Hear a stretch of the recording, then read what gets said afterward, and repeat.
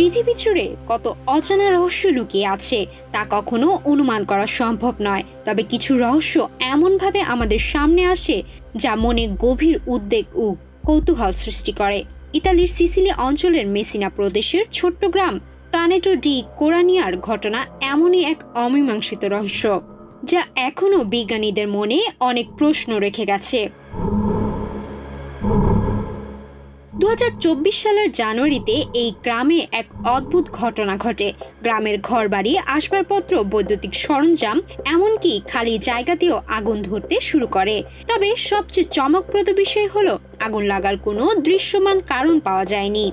বিদ্যুৎ সংযোগও বিচ্ছিন্ন ছিল, তবুও টেলিভিশন, রেফ্রিজারেটর, কাঠের আসবাবপত্র, এমনকি ওয়াটার পাইপ পর্যন্ত জ্বলতে থাকে। গ্রামবাসীরা আতঙ্কিত হয়ে বাড়ি ছেড়ে চলে যান এবং ইতালির দমকল বাহিনী ঘটনাস্থলে পৌঁছালেও কোনো যুক্তিসঙ্গত ব্যাখ্যা দিতে সক্ষম হয়নি।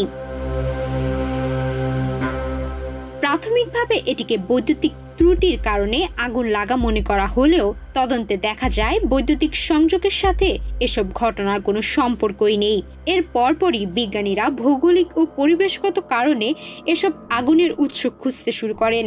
গোপন সামরিক পরীক্ষা, ভিন গ্রহের প্রাণী কিংবা অজানা শক্তির প্রভাব নিয়েও জল্পনা ছড়াতে থাকে।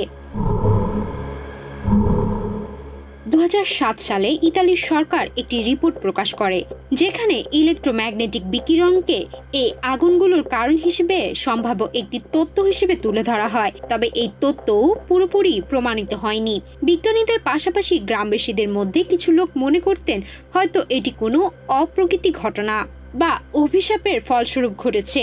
তাদের দাবি ছিল আগুনের সঙ্গে সঙ্গে তারা রহস্যময় আওয়াজও শুনতে পেতেন, ধাতব বস্তু গরম হয়ে উঠত এবং কিছু ক্ষেত্রে অদৃশ্য শক্তির অনুভূতি অনুভব হতো।